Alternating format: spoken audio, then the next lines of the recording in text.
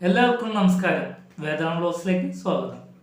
ഇന്ന് നമ്മൾ ചർച്ച ചെയ്യാൻ പോകുന്ന ടോപ്പിക്ക് ഹോം ബേസ്ഡ് പാക്കിംഗ് ജോബ്സിനെ കുറിച്ചാണ്.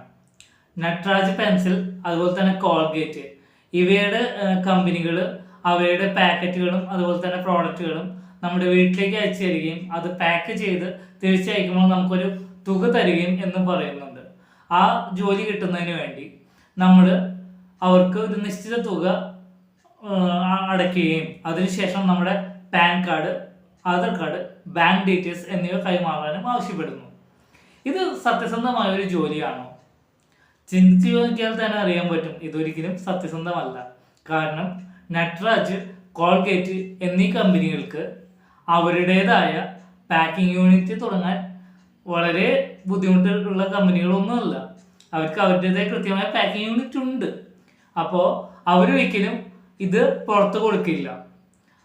മാത്രമല്ല, അത് പുറത്ത് കൊടുക്കുകയാണെങ്കിൽ അവരൊരിക്കലും പൈസയും വാങ്ങില്ല.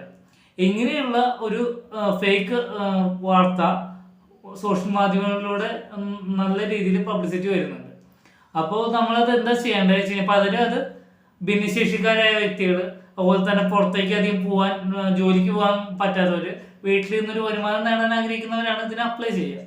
സ്വാഭാവികമായിട്ട് ഇവർ സാമ്പത്തികമായി പിന്നോക്കം നിൽക്കുന്നവരായിരിക്കും. അതുകൊണ്ട് തന്നെ കേസിനും പോയില്ല. ഇത് തന്നെയാണ് ഈ ഫ്രോഡുകളുടെ ഉദ്ദേശം.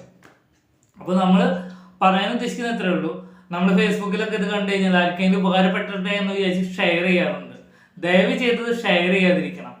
അവരെ പരമാവധി റിപ്പോർട്ട് ചെയ്യുക, സ്കാം ആണെന്ന് റിപ്പോർട്ട് ചെയ്യണം. കാരണം ഇങ്ങനെ വരുന്ന ഫ്രോഡുകളെ നമ്മളായിട്ട് വെള്ളവും കൊടുത്ത് പ്രോത്സാഹിപ്പിക്കേണ്ട ആവശ്യമില്ല. അപ്പോൾ അതിനാൽ എനിക്ക് പറയാനുള്ളത് എത്രയേ ഉള്ളൂ, അങ്ങനെ ഒരു പരസ്യം കണ്ടാൽ നിങ്ങൾ ധൈര്യമായിട്ട് റിപ്പോർട്ട് ചെയ്യുക. അതുപോലെ തന്നെ ഇതൊരു അവയർനെസ് ആയതുകൊണ്ട് നിങ്ങൾക്ക് താല്പര്യം ഉണ്ടെങ്കിൽ ഇതും കൂടെ ഷെയർ ചെയ്യുക നമ്മുടെ ഈ വീഡിയോ. കാരണം ഇതൊരിക്കലും സത്യസന്ധമല്ല. നമ്മൾ ഈ ആധാർ കാർഡും പാൻ കാർഡും ബാങ്ക് ഡീറ്റെയിൽസ്, ബാങ്ക് വഴിയാണ് ക്യാഷ് അയക്കുന്നത്. അപ്പോൾ ബാങ്ക് ഡീറ്റെയിൽസും കിട്ടിക്കഴിഞ്ഞാൽ നമ്മുടെ പണം പോകുക മാത്രമല്ല, നമ്മുടെ പണം അവർ ബാക്കി എമൗണ്ട് കൂടെ, ഒരു OTP കൂടെ വരുന്നു പറഞ്ഞാൽ ചിലപ്പോൾ ബാക്കി എമൗണ്ടും കൂടെ വലിച്ചു കൊണ്ടുപോകാൻ സാധ്യതയുണ്ട്. അപ്പോൾ ആയതിനാൽ നിങ്ങളെല്ലാവരും ആ ഒരു പരസ്യത്തെ പ്രൊമോട്ട് ചെയ്ത് പരമാവധി ബ്ലോക്ക് ചെയ്യുക. അതായത് പരമാവധി റിപ്പോർട്ട് ചെയ്യുക. റിപ്പോർട്ട് ചെയ്ത് കഴിഞ്ഞാൽ അവർ സ്വാഭാവികമായിട്ടും നിർത്തിപ്പോകും. കാരണം ഇതുപോലെയുള്ള ഹിന്ദി പരസ്യങ്ങളാണ് വരുന്നത്. അവർ ജനങ്ങളെ കബളിപ്പിക്കാൻ വേണ്ടിയുള്ള ആൾക്കാരെ പരമാവധി ഒഴിവാക്കുക. അപ്പോൾ എല്ലാവർക്കും നന്ദി, നമസ്കാരം.